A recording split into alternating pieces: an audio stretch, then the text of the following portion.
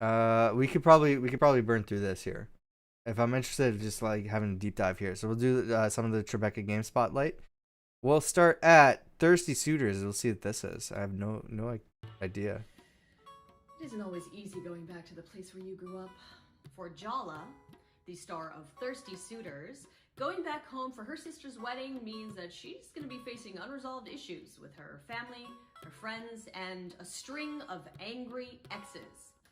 As Jala, you're going to be forced to confront everything that you have been avoiding through cooking challenges and colorful turn-based battles, where you're going to be face to face with the biggest adversary of all, the decisions you made in the past. Hope your bag is packed. It's time for a trip back home with Thirsty Suitors. Outer Loop Games is a fully I remote don't know what studio this that we is. started 5 years ago with the idea of making games about underrepresented cultures and themes. Studio is about 15 folks, and we're scattered from Seattle, Washington to Vancouver, to the UK, Toronto, east coast of US, like New York, and then 2 in Brisbane. Our first project was a game called Falcon Age. It's Oh, yeah. a game about raising a falcon and fighting colonizers. Falcon Age was the first time I personally have ever worked closely with someone else who's brown and South Asian on a team. I'd been in the industry for about 8 years by that point, so that's Wow. actually pretty shocking when you think about it. And I think one of the great things about that for me was the kind of conversations you can have, the kind of work that you can do, and you're coming from a similar basis and a similar background and experience. That's why I was really excited about working on Thirsty Suitors. Hey y'all. You've been reckless with other people's hearts for so long. Oh, I've seen this. Yeah. It was a matter of time before you wrecked your own. Morning, Ma. Thirsty Suitors is an action-adventure RPG about immigrant culture, resolving relationships, family pressure, and Yeah, I finance. think I wasn't interested in this game because it's a relationship thing. Our hometown. I still don't get why we're back here. Jala is an extremely relatable character for anyone who's really had that moment of moving away from home and then coming back. She sometimes isn't quite aware of the things that she's doing in terms of like hurting people. Maybe I should just call Tyler and get it over with. I mean, yes, Tyler's your ex-bestie, but she's also your ex. The ex. She's kind of a hot mess at the beginning of the game, and that sets up an interesting dynamic for the player to get to know each of her exes. Because your third grade boyfriend just walked in the door. It's so weird. Every time you battle one of your exes, they go into their own inner space, like a fantasy. Wait, world. so this is like a Scott Pilgrim situation here? You have to fight your exes? So the way we design combat is based on like a non-violent beating up of each other. What I consciously did was not to have any punches that connect. All the props are being used as thrown objects, or punches and kicks exist, but they only exist in the form of like a holographic fist that comes out. Come on, Sergio. Let's dance. Did I mention I spent a year abroad? Yeah, we're gonna- I learned a lot of new moves in the pond. Trying to distract me with your chest hair is definitely cheating. We're gonna see what the cub is. I don't know what that is Imagine either. a world where the richest people on the planet move to Mars in the midst of a climate catastrophe. In the Cub, that's the There we case of go. raising a child who has found a way to There we survive go. in the ruins of a mutated Earth. But More when they climate reach change some games. condition, they may get a lot more than what they bargained for.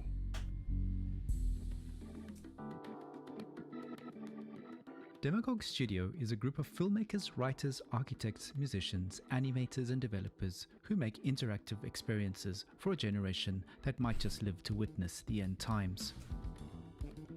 We started experimenting with a couple of satirical games that led to Golf Club Wasteland, our first commercial success.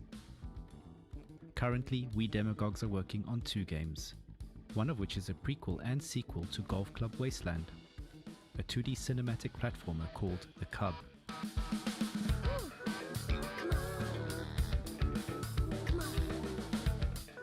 The Cub is essentially the Jungle Book set in an urban Silicon Valley-like apocalypse. Cool.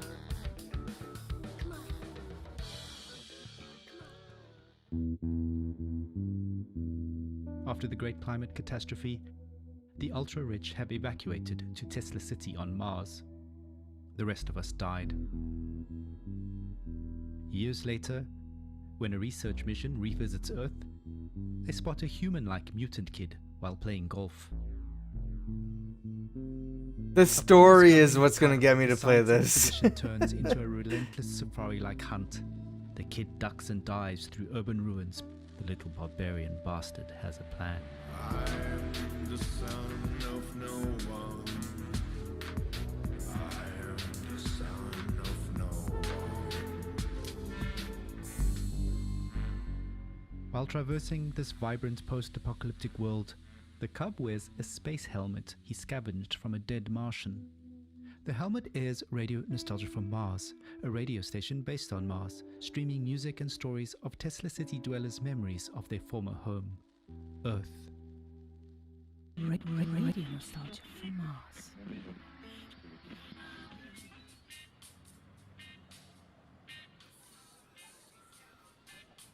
The radio callers are nostalgic for our today.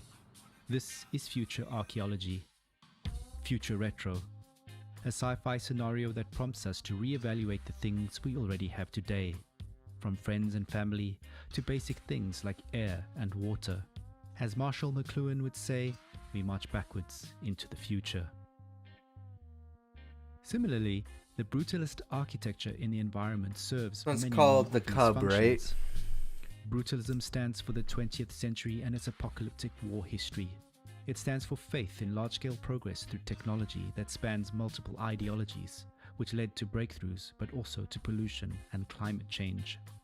In the 21st century, we have a brutalism of the soul, a reordering of the human psyche through the internet as exemplified in the millennial pink neons peppered throughout our game's cityscapes, such as digidopamine or doom scrolling. Modernist architecture looks powerful, yet it's already turning into ruins, just as humanity might. The game is an homage to cinematic platformers such as Heart of Darkness, but also old-school Sega games like The Jungle Book or Aladdin.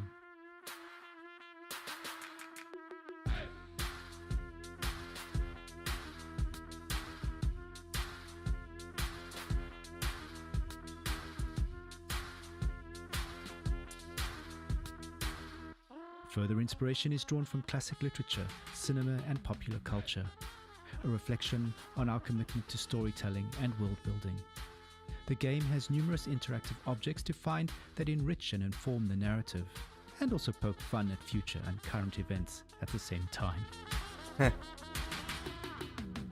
Hopefully, the game will make people feel, open the players' minds, and thereby bring a change in global politics and a universal bliss for all humanity. You know, what platformers are best at. Enlightenment of the soul. Alright, that kind of won me over. I like that. I want to see how the story goes for that. The fates of two Hi, families Raul. converge at a motel in the Arizona desert, where a robbery gone wrong changes all of their lives forever. As the tale unfolds over the next few decades, step into the shoes of multiple characters to decide how that night will alter the course of their lives through a unique art style featuring actors digitally integrated into a beautiful cinematic world. This is As Dusk Falls. Hello. I don't know if I know anything about this And game I'm either. Cherry. We're excited to be here and we'd love to tell you more about Interior Night and our game As Dusk Falls. Oh, hey there. Got your car towed back for you. You were right. It's more than I can fix with duct tape and a socket wrench. What do I owe you? Nothing. Your guests. Get it round back, quick. What in the world? On the ground, now! I said get on the ground! As Dusk Falls is an interactive story, the decisions you make do have consequences. Our story is a crime drama that explores the intertwined lives of two families over 30 years. We have This the might be Logan a family, cool stream game. workers, So, what's next? License plate game? Another round of row, row, row your boat? and the Holts, which are the more desperate family. Come on.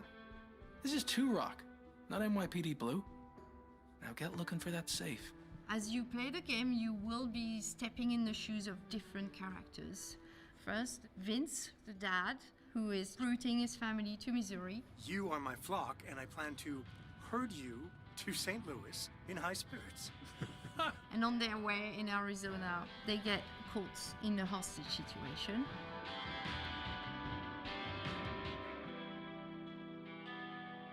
There's also Jay, who is one of the members of the other family, the hostage takers, so you get to understand the world from his perspective. Jay! What? Head out of the clouds, little bro.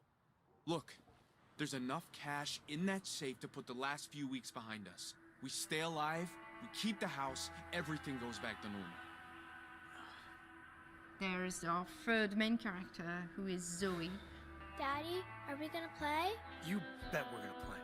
who you see across the 6 chapters from when she's 6 until she's 19, and she's becoming this young woman. Wow. The visual art style of our game is unique, and it was crafted Yeah, especially definitely. for its compelling story. It mixes beautifully painted 2D characters and sets them in an evocative 3D world. We filmed genuine and nuanced performances from actors to capture complex emotions and facial expressions. Players don't look at pixels, they watch people in all their humanity.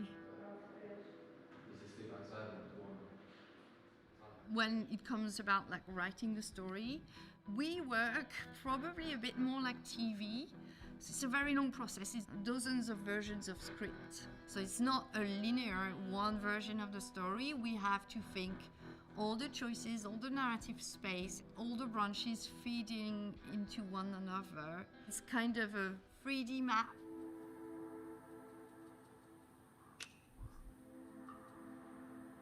How could you have thought you'd be happier without your family? Game, what's this game called? As Dusk Without Falls. mine, I'd be... I don't know. I guess I just never liked being tied down. With a family, I felt trapped. We wrote every character from a place of empathy, and we try not to be judgmental towards any of them. We try to understand each of them. And I hope the players will feel the same way and try to empathize and understand and relate with all of them. Did you get the money? Oh, we got it all right. Nice work, guys. Hold on tight.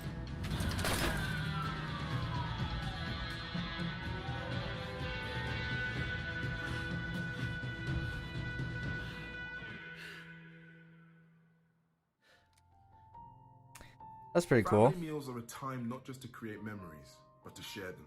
For Venba, the mother of the family, cooking is a way to connect to the culture and the life that she has left behind, and pass those memories on to her young son.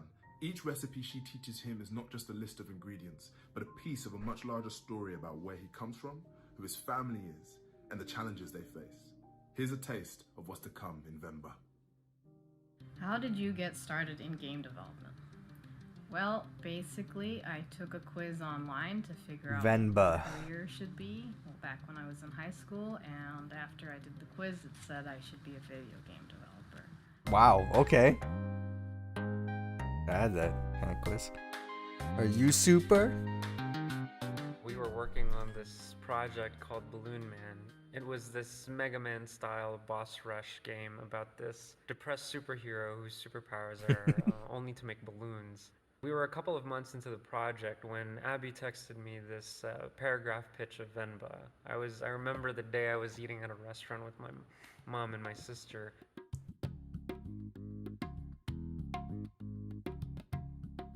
Venba is a narrative cooking game where you play as a grandpa who moves to Canada in the late 1980s. But during this move, her recipe book gets damaged.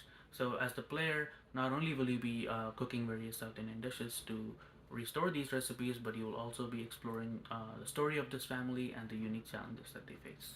And the idea Not resonated interested in with the me cooking so game. much. Maybe because my mom was there, I felt... Plague Tale Requiem, here we go. 2 years ago, the game A Plague Tale Innocence invited audiences into the world of Amicia, a teenage girl living in 14th century France. As Amicia, you had to use courage and cunning to protect your 5-year-old brother Hugo from soldiers of the French Inquisition, swarms of rats carrying the Black Plague, Yeah, and that game looks so cool. coursing through Hugo's veins. Now, Amicia and Hugo are back in a new adventure called A Plague Tale Requiem. Get ready for hand-to-hand battles and ruined castles, thrilling adventures on the high seas, and yes, more rats than ever. Next gen consoles now. We can 10 times the amount of rats. Look at that. Jeez, just a wave of rats. Qui est Asobo en fait? Asobo, on est un studio de développement indépendant. Et on l'est depuis le début et depuis toujours.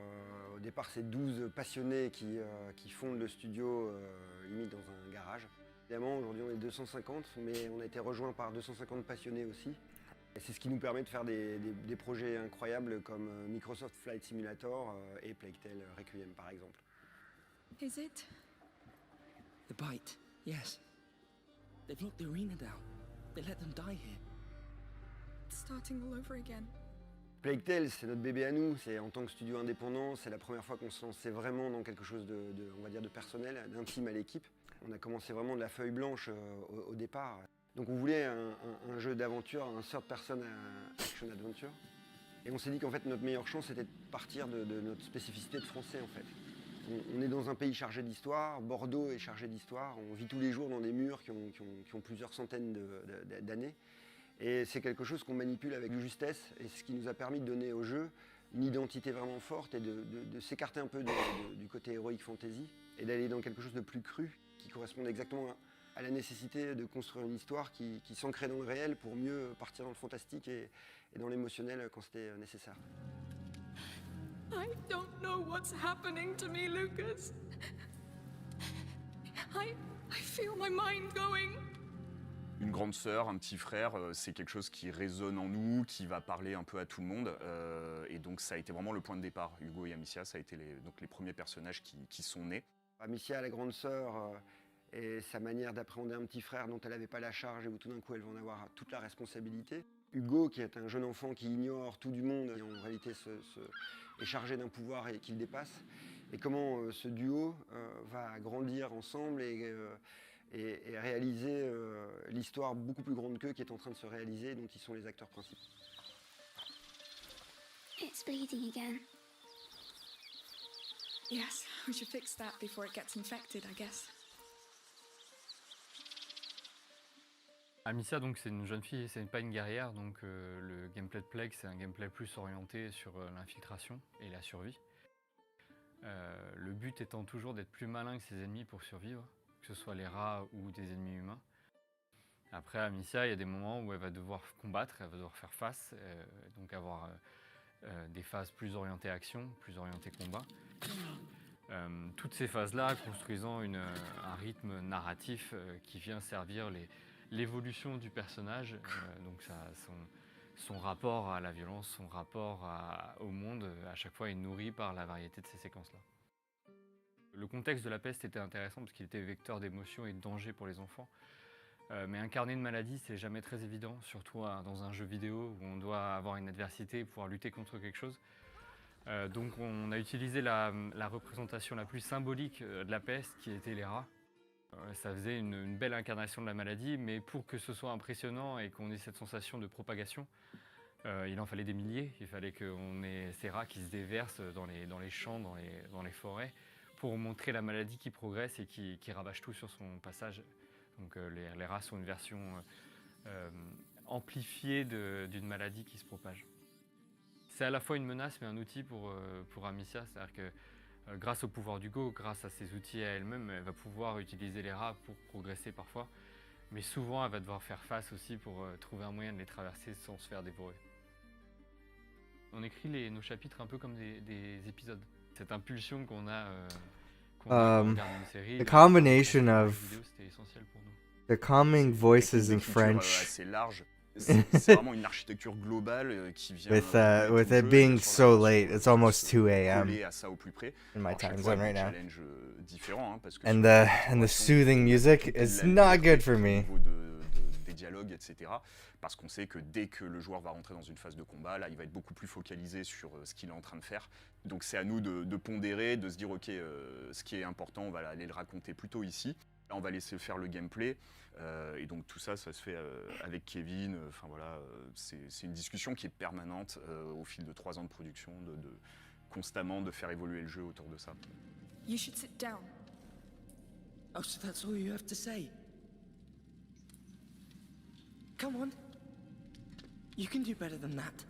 You have a whole garrison here, why don't you really let yourself go? Stop! Jeez. No. Do you see the situation we're in? We were just supposed to get herbs.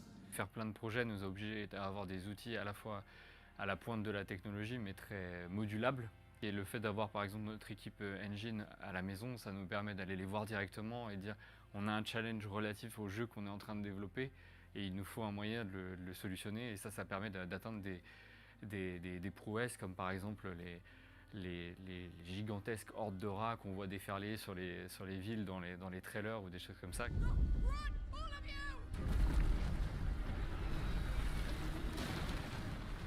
Mais après, on a vu aussi So nos faiblesses crazy. à certains endroits, notamment, puisque il a fallu s'en rendre compte, hein, les cinématiques qui demandaient une logistique très lourde. Donc en fait, on a vraiment investi sur un studio motion capture qui nous appartient et qui nous a permis d'avoir une énorme flexibilité en termes de tournage. I don't know what's happening to me, Lucas. I feel my mind going. Donc Olivier de Rivière, notre compositeur, c'est quelqu'un qui amène énormément de choses dans le jeu. Et donc il arrive et il a plein d'idées. Et là, on parle vraiment d'émotion, on parle vraiment de comment colorer des scènes donc avec de la musique. Et il y a des moments où il nous sort des compositions incroyables et on regarde le level en face ou la séquence en face, on se dit tiens, c'est super ce qu'il a fait mais nous on n'est pas au niveau du coup. Donc il va falloir se battre un peu pour remonter nos trucs et accompagner sa musique parce que ça marche dans les deux sens.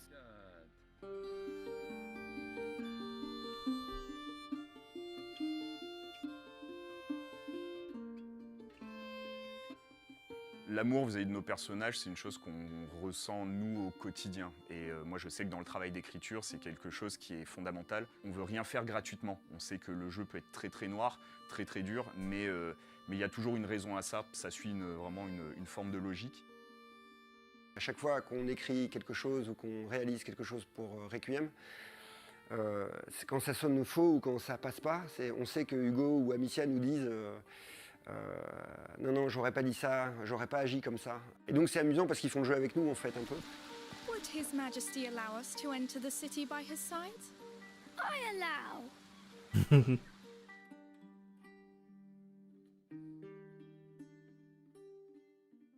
Yeah, A Plague Tale Innocence is definitely a game I need to play. It's on my backlog.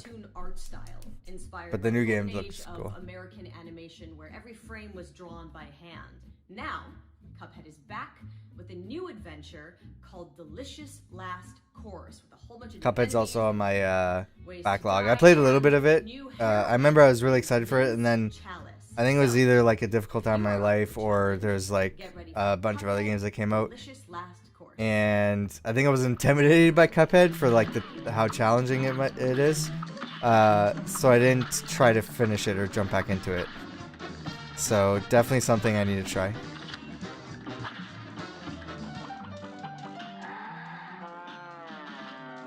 Yeah, I love this. Look at this. After the first game released, we had that itch to go back and revive some of the material that landed on the cutting room floor. Well, looks like it's bon voyage to our old pals Cuphead, Bugman, and the lovely Miss Chalice. They're off on their next adventure, this time to the fabled DLC Island. The Delicious Last Course DLC is Island. more fantastical cartoon action. It's a true second helping of screen-filling, boss battles, imaginative stages, and new powers. This new adventure Looks and so good. expansion lets us really give Miss Chalice a chance to shine.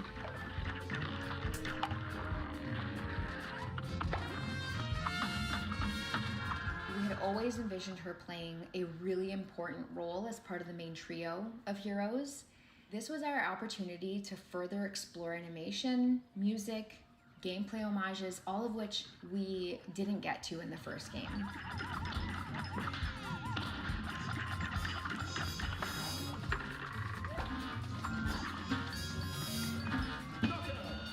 The origin of the original Cuphead character, we probably went through about 300 concepts. We began brainstorming in the 1930s tradition of giving inanimate objects faces and personalities. We really wanted to create a central character that could sit alongside some Next of the is iconic Oxenfree 2. I'm gonna heroes skip we that loved because I don't have growing up, interest in like that. I'm gonna check out what Chad and Immortality Mickey and is, Mo. and then we'll And end one on day we just had American one of those Arcadia because I'm amazing I'm aha interested in American moments when Arcadia. a loose sketch of a silhouette of a cup and a straw began to take form that would eventually become Cuphead.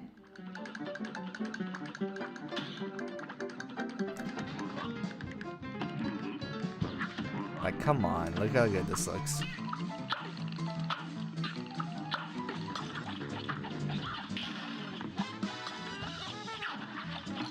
Having the chance to re-explore this world, to make something special for our fans while taking our time on the little details and making sure we're getting them just right. In so many ways, Cuphead, game and character, has been with our whole team through life's many changes. These characters have become like children of sorts, and getting a chance to take them on a new adventure to close this chapter of their story is just really exciting. For there's a new challenge waiting around every corner on the amazing DLC Island.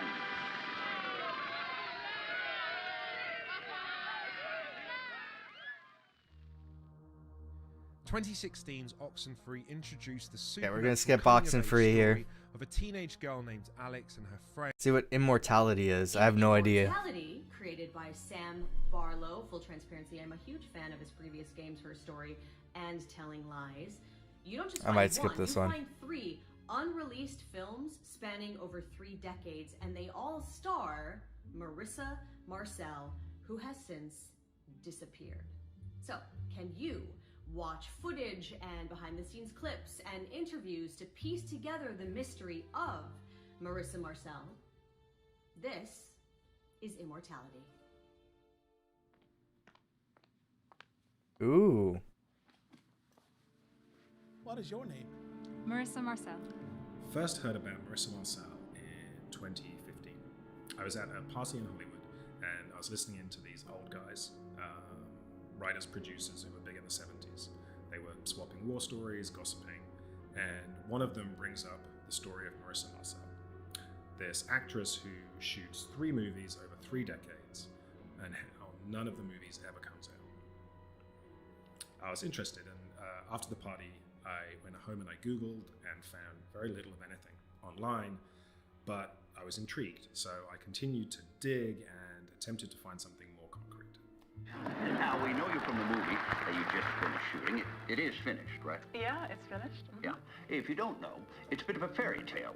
So Arthur Fisher, the great director, who you probably know from his movies such as Marion and The Man Who Dreamed, was casting for his new movie, Ambrosio.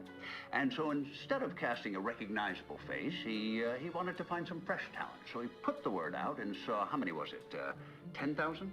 I think it was over 20,000. 20,000. He saw 20,000 girls, and long story short, he picked you. Yes. 2 years ago, we were approached by an anonymous donor who handed over this huge cache of film. In it was footage from rehearsals, behind-the-scenes B-roll, and completed shots from the shoots. As far as we can tell, this is everything that remains of the 3 Marissa Marcel movies. Before I go, I would like some token of our friendship.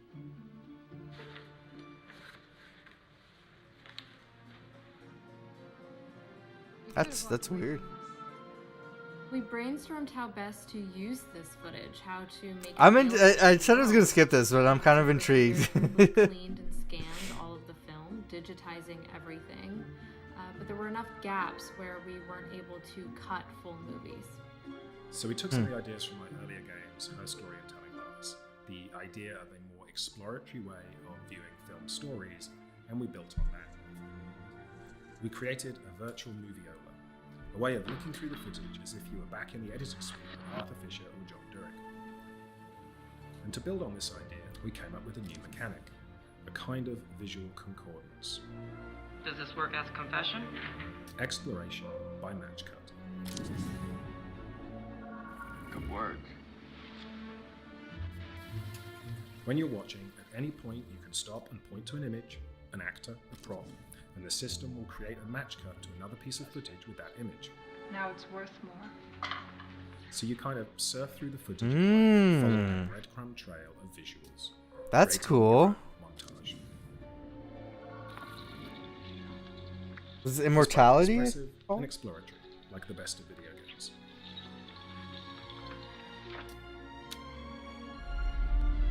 This is When you have a fantastic. situation like this, where no one really I knows gotta what stream Marcel this. Marceau, people tend to fill in their blanks. Their imagination goes to dark places. I would not use the word haunted.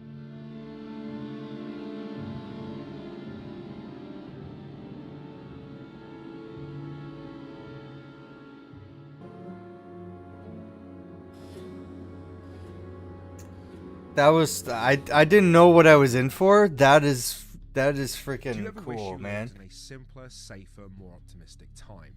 Trevor Hill does. He lives in Arcadia, a utopian American town in the 1970s where the future seems brighter than ever. Like the other citizens of Arcadia, he is a contestant on a reality show where viewers are secretly judging his every move. When Trevor learns the truth from a rogue technician, he goes on the run. But how do you escape? It's this very Truman Show. Everyone is always watching. I love the concept. American Arcadia, nada es lo que parece. Now in its 55th season, American Arcadia. Y es que Arcadia es en realidad el reality show más visto del planeta y está gobernado por rankings de popularidad. Control subject on the run on camera 4025. Interrupt broadcast immediately. Bienvenidos a Arcadia, una ciudad retrofuturista de los 70, donde todos los ciudadanos disfrutan de una vida de confort y de lujos sin saber que están siendo grabados las 24 horas del día. Para nuestro protagonista Trevor, que vive una vida simple, aburrida y feliz, esto es un problema. Life was mundane. Y cuando descubre la verdad, tendrá que escapar de Arcadia. Stop immediately. Run! Keep running for God's sake! Por otro lado está Ángela, es el ángel de la guarda de Trevor. Es una hacker dispuesta a todo con tal de salvar a una persona normal, por el mero hecho de hacer el bien. The hallway to the server room is tracked by 3 surveillance cameras. I need to get close to the cameras and upload the loop footage from my cell phone. Uno de los puntos fuertes de American Arcadia es la dualidad entre Ángela y Trevor. Y eso también se ha intentado transmitir en cierta manera al game. Get over that crane, Trevor, quick! The crane? Yes, trust me! Oh no, no. Tenemos dos tipos de gameplay totalmente diferenciados. Por un lado tenemos el side-scroller, 2.5D is not a thing. acción y plataformeo, persecuciones y, como no, puzzles. Por otro lado tenemos la It's a 3D jugabilidad game with de 2D navigation. un poco más pausado, que nos lleva a experimentar mecánicas de exploración, sigilo y hacking, usando siempre los puzzles como parte central de la jugabilidad. Three-dimensional game, All the but videos are movement uploaded and playing the loops. in that section of Enter the server game now. is in 2 dimensions. Y bueno, para American Arcadia las referencias visuales más inmediatas son el show de Truman, la fuga de Logan, el prisionero y algunas otras. Lo cierto es que muchos de los miembros del equipo nacimos y crecimos durante la década de los 70, por lo que no hemos tenido que ir muy lejos a la hora de buscar inspiración y referencias visuales, puesto que la mayoría las llevamos ya dentro de nuestros propios recuerdos. Muchos de los programas de televisión, series, concursos, etcétera, que veíamos en nuestra niñez, pues están presentes de alguna manera en American Arcadia. Una visión bastante brillante y colorida de lo que serían los años 70. Los personajes, los ambientes. Yeah, that's the right el choice. mobiliario, Definitely presentan fits. esta versión utópica y bastante kitsch de una ciudad de los años 70. Yeah, that was a great choice to do that.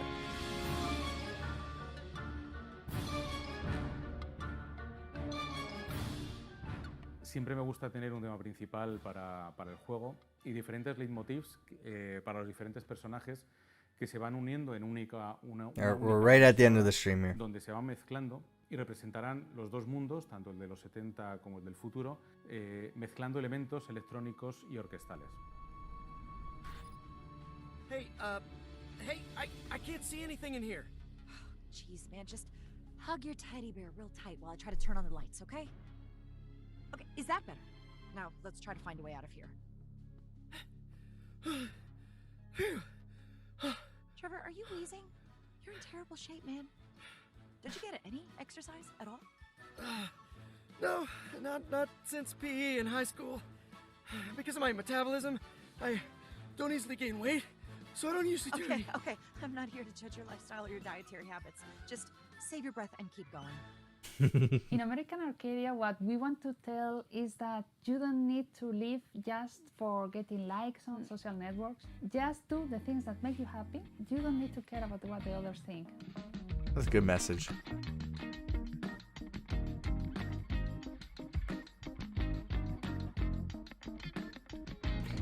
All right, that's the Tribeca Games Spotlight. That's cool. I was surprised by Immortality. As Dusk Falls seems. I think we've seen that last year, but that was definitely more informative this year, the showcase.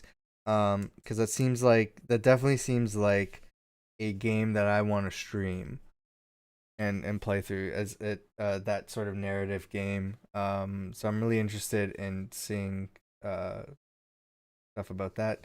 The Cub, the story of it seems interesting. Which is really, we've seen so many games showcased these past couple days that revolve in some way around climate change, which is fascinating. That's the theme for this year apparently. But I think the Cub stands out just for the story that they're telling. And I definitely want to see where that goes. So I'm interested in that game as well. And having that having that expanded detail on American Arcadia, because we saw that brief trailer for Summer Game Fest and I was interested. I'm like, this is kind of cool. I like the aesthetic. What is the game really though? Because we haven't really seen too much. It's like, oh, this guy's escaping. He's on the run, whatever. There's that brief showcase of that. This gives it more detail. So I do like the extra breakdown. And, this is the right way to do it. Having this extended showcase like this, where you're actually talking to the developers or explaining the game, rather than the big home showcase as at Summer Game Fest. So this was the right way to do that.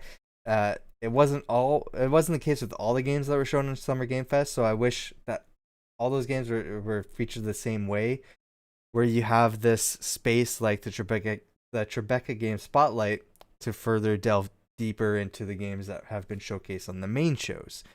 So this definitely helps, because I saw the trailer on the Summer Game Fest. Thought this looks interesting. I want to know more about it, and this was the space to know more about it. So, and they said like, we're going to be talking about this game in this spotlight, so it's not like a teaser. We're going to be announcing new stuff. It's like, no, this is an extended look at these games that we already announced, and here are the games that we're showcasing.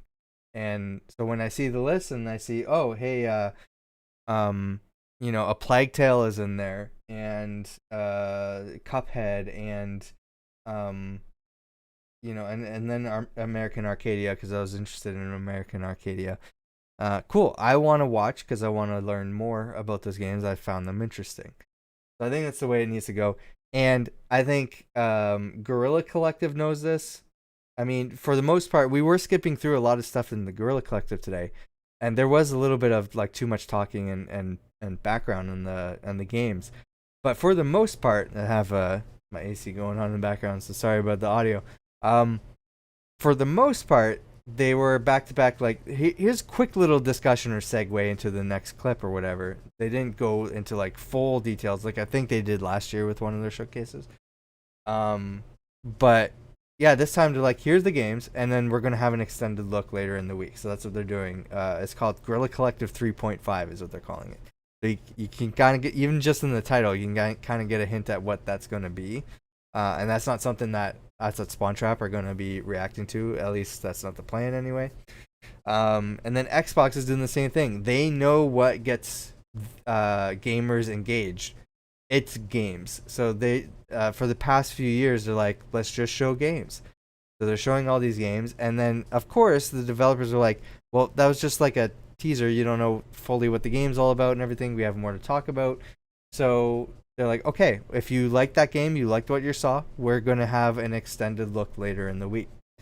So I think Xbox is doing that well. I think Guerrilla Collective is doing that well. I think for the most part, Jeff Keighley, Summer Game Fest is doing that well because they have things like Tribeca Games Spotlight and the Netflix Geek Week and stuff like that. Although Netflix is kind of like their own thing. So this is cool. This is what E3 should be. Not all the filler and bullshit that we had last year where it was just like it was terrible. I'm liking Summer Game Fest much better than what we had with E3 last year. And I know we didn't get to react to everything we had on the docket today. We didn't react to the Wholesome Direct. We didn't react to the Future Game Show. I'm going to try to squeeze those in somewhere, even if it's just me reacting, because I do want to give those showcases a little bit of love, because Wholesome Direct is one of those where it's back-to-back games. They're not necessarily games that are for me, because I don't find myself really engaged with the Wholesome Direct showcases. Just not my type of games, but I think that's not to say that they're bad games or anything like that. They are. I think a lot of people, should at least check it out if you like those styles of games. I guess I don't know what I'm saying. And then Future Game Show, there was some. I do recall there being some gems last year. I don't think it's necessarily all that important because I think the same games that are featured in a lot of in that showcase, a lot of them you've seen in the Upload VR, which I did earlier in the stream here. The Summer Game Fest, PC Gaming Show, Guerrilla Collective, and even some of the console manufacturers, so like Xbox and all that stuff. So I don't know if something like the Future Game Show, which I think is from like Games Radar, I think hosts it. I don't understand why. Well, although PC Gaming Show is from PC Gamer, I think, or something like that. So these like tech news publications are hosting their own E3 events for. I don't understand why. Just have another home for developers to talk about their games, I guess. But those are usually like too long. They're cringeworthy. They like have like these weird skits and stuff like that, and I'm not a huge fan. But we'll see. If we have time to fit in Future Game Show, I will do that. And then tomorrow morning, or I guess this morning, if you're in Pacific time right now, so it's tomorrow morning. If you're in Eastern time like me, it's tomorrow afternoon. We're going to be reacting to the Xbox and Bethesda showcase. I think that's the big showcase that we need to look forward to. That's the main one, unless Nintendo says, hey, we're also doing one. And again, both Court and I are in agreement. We're predicting Nintendo to say Monday morning before the Xbox showcase, hey, tune in tomorrow morning. So Monday morning. They usually do it on Monday or Tuesday, I think they usually do it on a Monday or Tuesday. So they're going to say, hey, tune in the next morning. We're going to be doing a Nintendo Direct, and we're not going to have enough time to plan a reaction around that. So we're going to have to like scramble and figure out what we need to do, because we definitely want to react to the Nintendo Direct. That's the number one thing that we're looking forward to, both Court and I. I will say Jordan's definitely Team Xbox here. I'm Team Xbox, so both of us are going to be excited for the game showcase tomorrow. But really, I want to see what Nintendo's doing. Court wants to see what Nintendo's doing. So if they say last minute, hey, we're doing a Nintendo Direct, even if we can't watch it live, we're going to see if we can try to work out something. For the events that are happening throughout the rest of the week after the PC Gaming Show, I have no clue what we're doing. A lot of stuff we found out last minute, and we haven't had enough time to discuss it, or if we should even do it. So we might have reactions. I will say that I can't react to any of them live, any of the ones that are announced so far. So either Court's gonna do a live stream. She has access to the assets that I use here. So I stream everything through my PC, and we all join through Discord. That's pretty much how it works. Through a program called Open Broadcaster.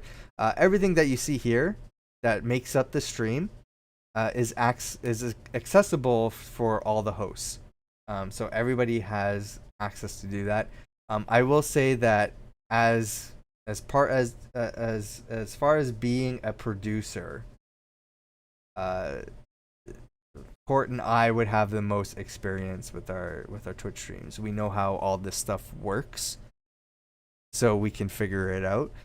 So while she hasn't hosted anything yet, she is capable of doing a live stream on her own. So it'd be like the first Spontrat thing where I am not a part of.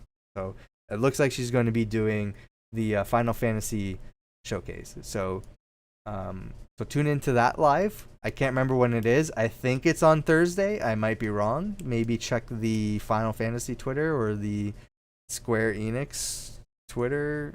Is it Square? Yeah, Square Enix, right? So maybe see that. I'm sure they have the announcement there somewhere.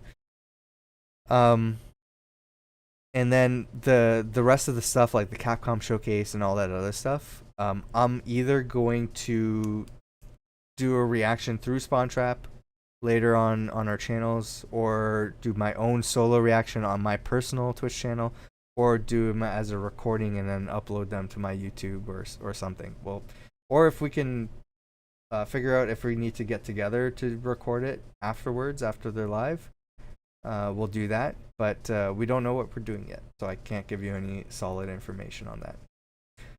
But I don't know if you liked hanging out with us and watching these live streams. We try to do these for like big game announcements whenever we can. It's been harder since like everybody seems to want to do them last minute now, like announcement last minute. I will say THQ Nordic, they planned way ahead of time. We know it's in August. We know the date in August, so we can plan accordingly. So expect us to do a live stream to THQ Nordic. If not, at least I will be.